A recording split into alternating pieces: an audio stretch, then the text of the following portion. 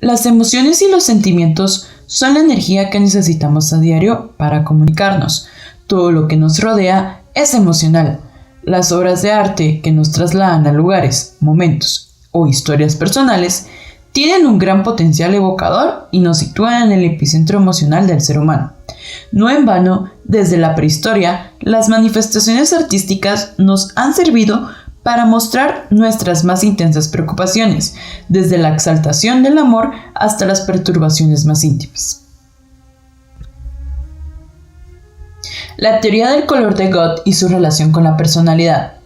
En el siglo XV, utilizaban pigmentos específicos para transmitir y evocar emociones. Sin embargo, una comprensión integral de la teoría del color no se comenzó a desarrollar formalmente hasta el siglo XVIII, cuando Isaac Newton desarrolló la rueda de colores.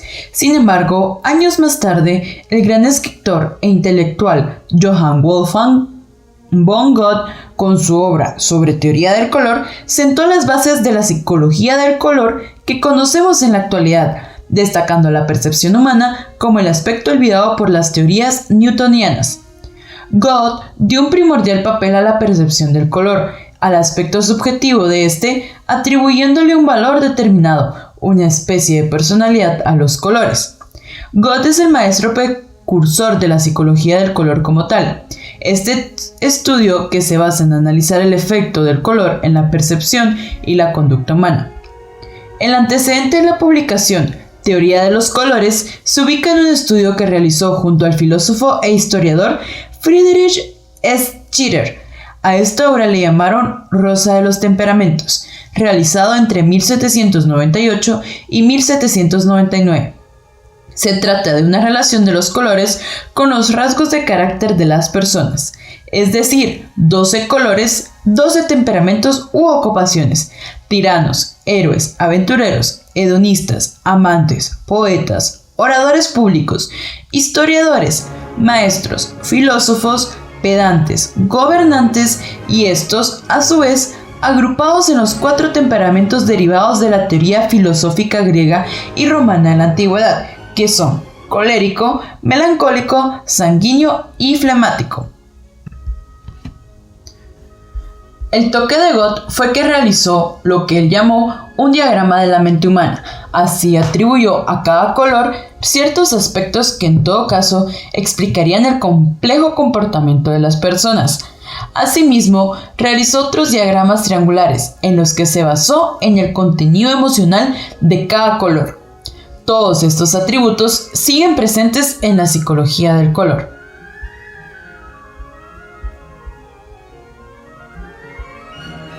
Los siguientes son los atributos que Goethe relacionó con cada color. El amarillo es el color más cercano a la luz, en su pureza más alta, que siempre lleva consigo la naturaleza de brío. Tiene un carácter suave, emocionante y sereno. Por otro lado, es muy susceptible a la contaminación. Produce un efecto muy desagradable y negativo al mancharse. El azul. Se puede decir que el azul tiene un principio de la oscuridad en él. Este color tiene un efecto peculiar y casi indescriptible en el ojo. En su pureza más alta es, por así decirlo, una negación estimulante. Su aspecto es, pues, una especie de contradicción entre la excitación y reposo. El rojo. El efecto de este color es tan peculiar como su naturaleza. Se transmite una impresión de gravedad y dignidad, y al mismo tiempo de gracia y atractivo. El primero en su estado oscuro y profundo, en el último en su luz atenuada. El violeta. El violeta es el color de la madurez y la experiencia. En un matiz claro expresa profundidad, misticismo, misterio, melancolía. Es el color de la intuición y la magia. En su tonalidad púrpura es símbolo de realeza, suntuosidad y dignidad. El naranja.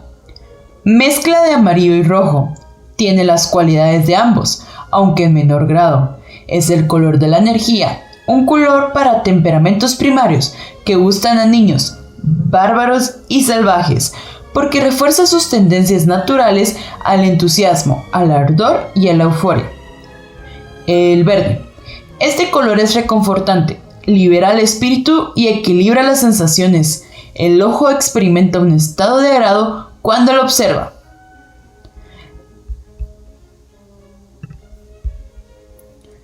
La psicología del color. Esta se define como el estudio de los matices como un determinante del comportamiento humano.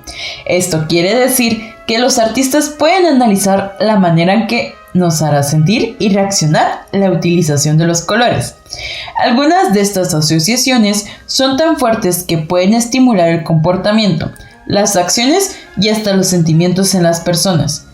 En el arte podemos utilizar los colores para expresar nuestras emociones.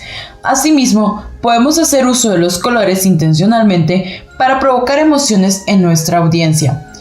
Para ver con más claridad este hecho, usaremos de ejemplo los llamados periodo azul y periodo rosa de Picasso.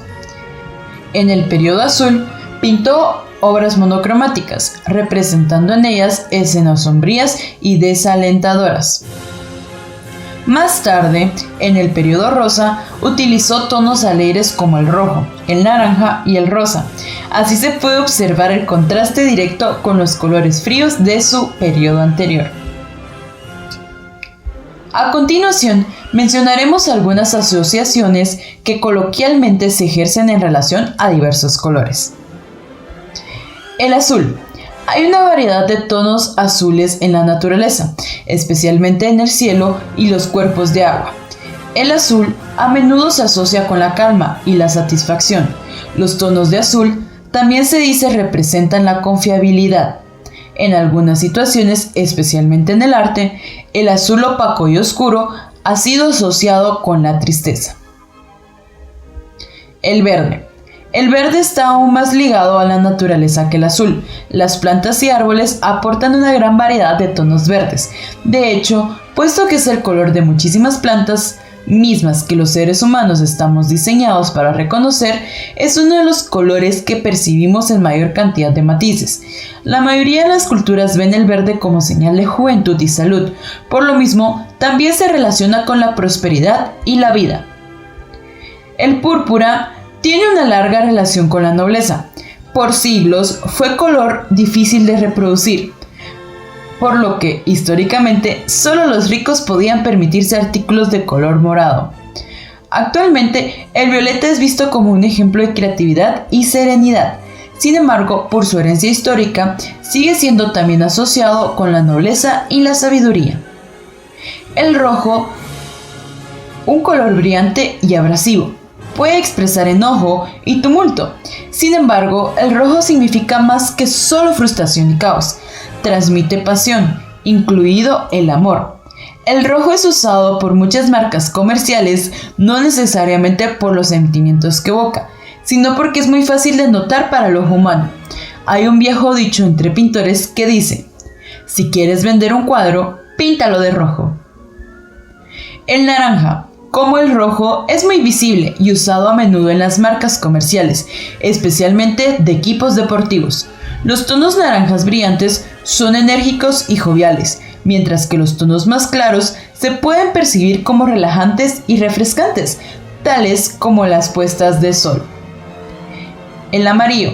En las culturas occidentales, el amarillo se identifica como alegre y cálido por su relación con el sol.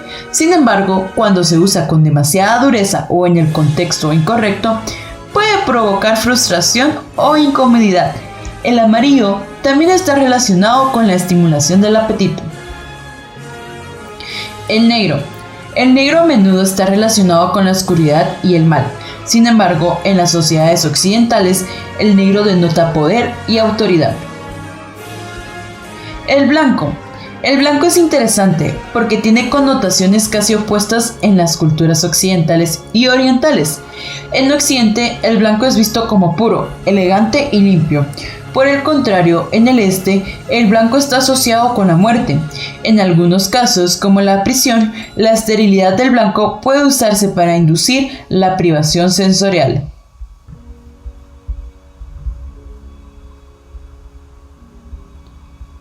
Este representativo ejemplo de entre las pinturas negras de Goya representa generalmente una sensación de desagrado en el espectador. La dureza de la imagen en riguroso fondo negro, representa la oscuridad del despreciable acto de Cronos al devorar a su propio hijo.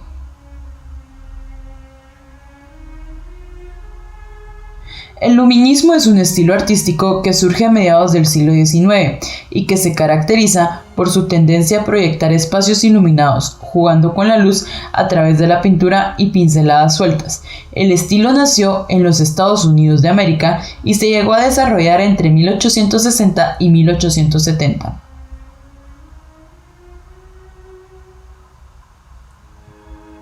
Durante la Segunda Guerra Mundial, la pintura fue robada por las fuerzas alemanas y recuperada en 2011.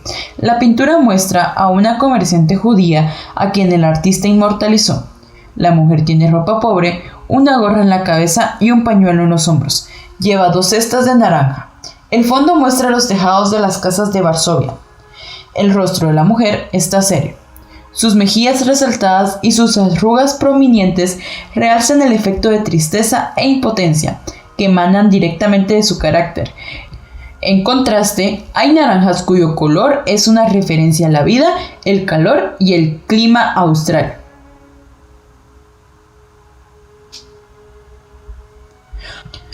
Los colores son vibrantes y expresan emociones que son asociadas con la vida de los girasoles, de amarillos brillantes en las flores a morenos áridos de mustio y muerte. Todas las etapas son presentadas. Quizás esta técnica sea lo que atrae a alguien a la pintura, el cumplimiento de mirar a todos los ángulos del espectro de la vida y de uno en uno llega más profundo a un entendimiento de cómo están conectadas todas las cosas vivientes.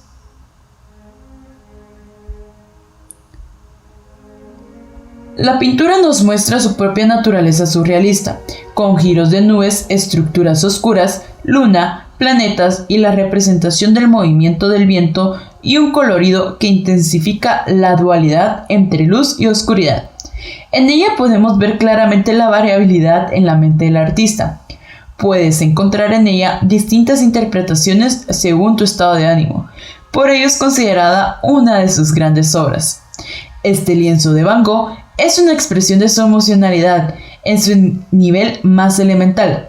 La noche estrellada representa la vista de Saint-Remy de Brosses, a la que Van Gogh tenía acceso desde la ventana del asilo de Saint-Paul de Massot en Arles, donde estuvo recluido entre 1889 y 1890.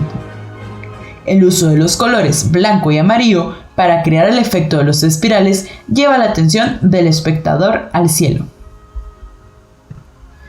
El grito de Edvard Munch, la expresión de su protagonista con la boca en señal de terror, las manos que cubren el rostro, el movimiento ondulado de su cuerpo, nos transportan a la idea del sentimiento de un modo muy evocador. El atormentado autor plasmaría esta desesperación desde un punto de vista andrógino y desconocido, como si pudiese ser cualquiera, que contrasta con la tranquilidad del resto de viandantes. El amor es un sentimiento universal, intenso, fundamentado en la necesidad de relación del ser humano. El sentimiento amoroso se muestra como una necesidad fisiológica que puede generar conductas imprevisibles. El famoso beso de Klimt es uno de los más representados y parodiados en el mundo del arte. Nos muestra la faceta más conocida o popular del sentimiento amoroso, el amor de pareja, la recreación de la intimidad de la pareja, del colorido entusiasta, en oposición al fondo. El arte ingenuo, naif, de Henri Rousseau, aduanero, sin formación académica, autodidacta, es criticado en su época por los eruditos, pero muy valorado por quienes están transformando la historia de la pintura para siempre. Esto se debe a su sencillez, fuerza expresiva y poesía que logra con su aparente inocencia. Su obra en general, y este cuadro en particular, tienen todo lo novedoso que fascina a los innovadores, lo exótico, lo primitivo, la espontaneidad y la simpleza de lo infantil. Rousseau no hace caso de la perspectiva y las proporciones. En su obra Luces y Sombras no buscan dar profundidad, con lo que sus figuras suelen resultar planas. Su dibujo es simple. Las composiciones son sofisticadas y de gran vitalidad romántica. Su universo llega a ser exótico, onírico, como parte de un sueño fantástico. Como podemos observar en este cuadro, en definitiva, una combinación maravillosa que hace que toda la realidad de su pintura suene sincera, incontaminada. Rousseau no limita a la naturaleza, ni a ningún artista. Es el pintor que no es virtuoso, pero sí verdadero, y sabe crear belleza con humildad. Expresionista Nolde expresa su mundo interior, sus emociones, con el color y el trazos poderosos. Es agresivo. Lo curioso de sus cuadros religiosos no es tanto el contraste de los colores, sino el contraste entre ese colorido furioso, vibrante, perturbador y la búsqueda espiritual. Él comenta que tiene una necesidad irresistible de representar una espiritualidad profunda. Asociamos muchas veces la espiritualidad a la armonía, la paz interior, pero en realidad esa espiritualidad también puede adquirir la intensidad de una tormentosa pasión. Entre 1920 y 1923, las temáticas y el modo de representar a los sujetos protagonistas son evidentes. El clasicismo que guía a Picasso en la ejecución de estas obras se relee con una mirada cubista, que lo desarraiga del mundo al que pertenece para reinterpretarlo. Todo es enormemente exagerado y monumental.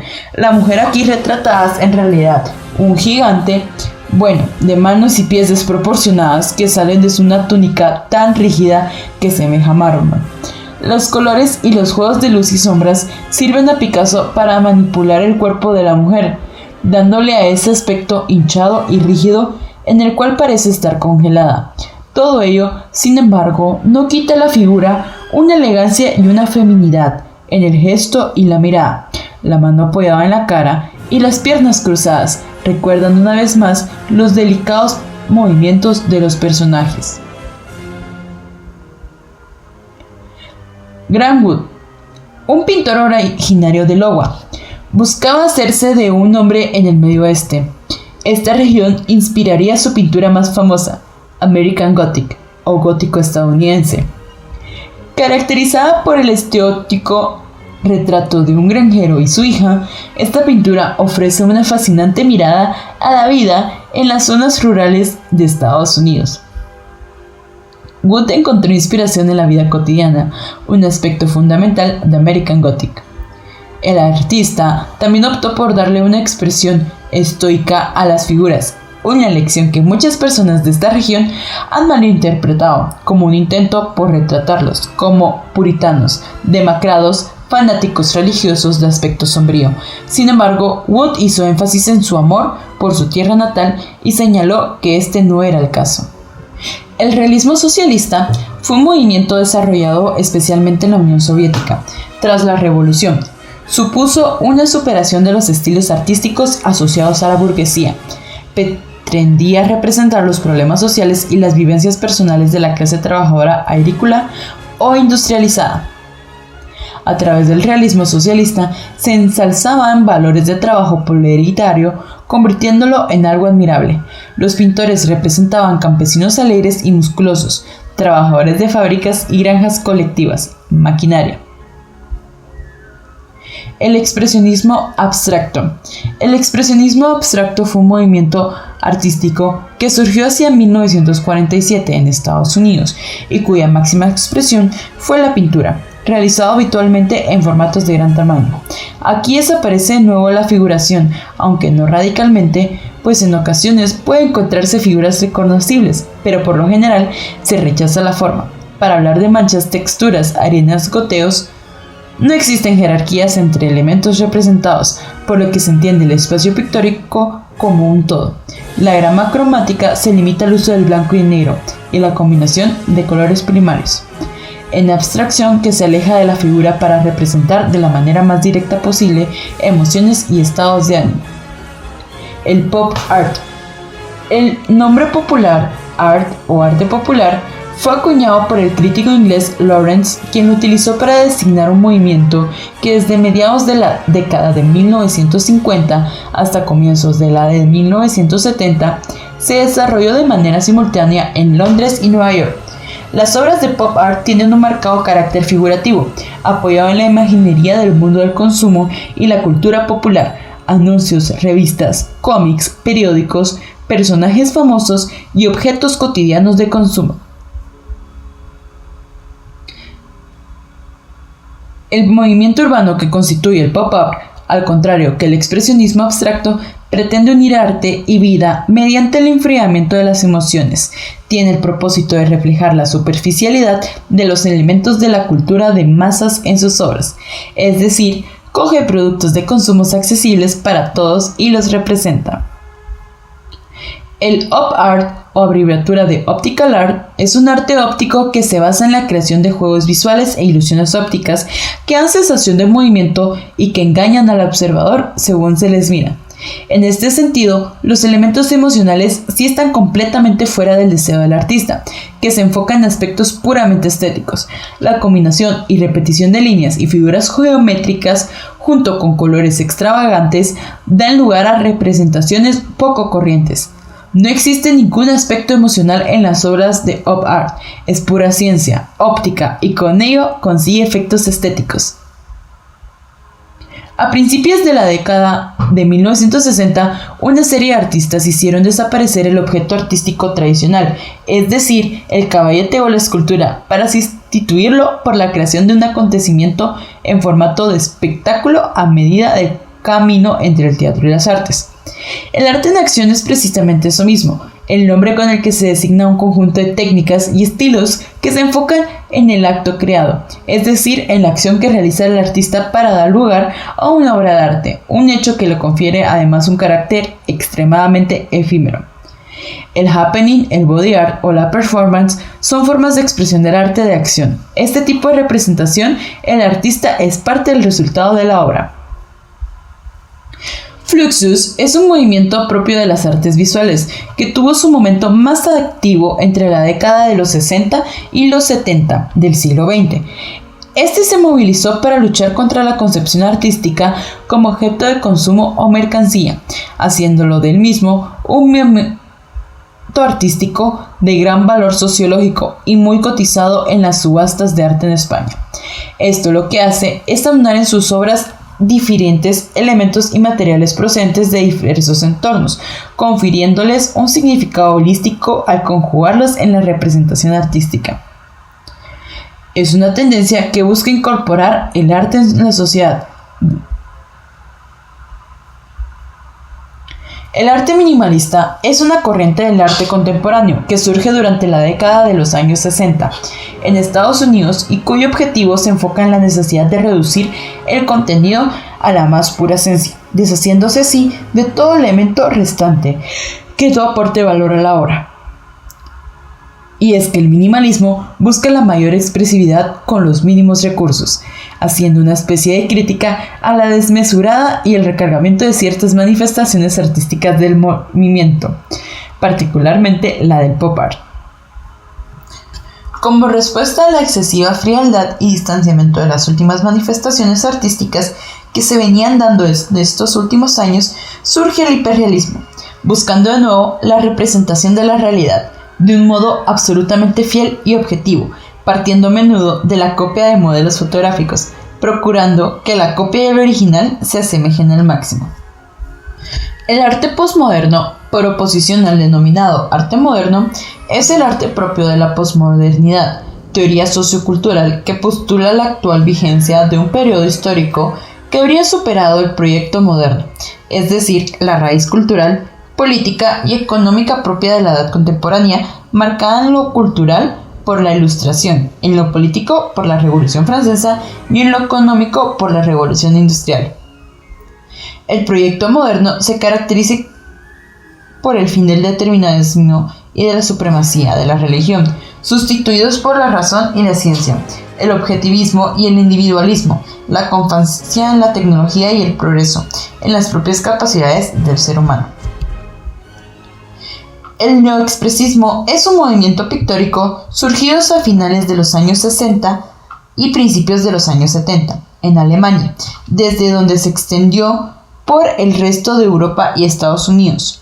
No hay un estilo homogéneo ni entre los grupos ni entre los artistas. Lo que tienen en común es la vuelta a la figuración, también el espíritu expresionista.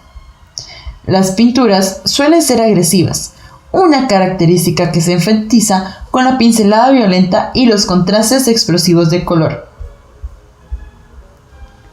El concepto de arte urbano, también llamado arte callejero, que es una versión traducida de la expresión inglesa street art, hace alusión a todo el arte que está realizado en la calle, en la vía pública y normalmente son actividades ajenas a la ley, siendo ilegal, dando lugar a controversias y enfrentamientos entre sus adeptos y sus detractores.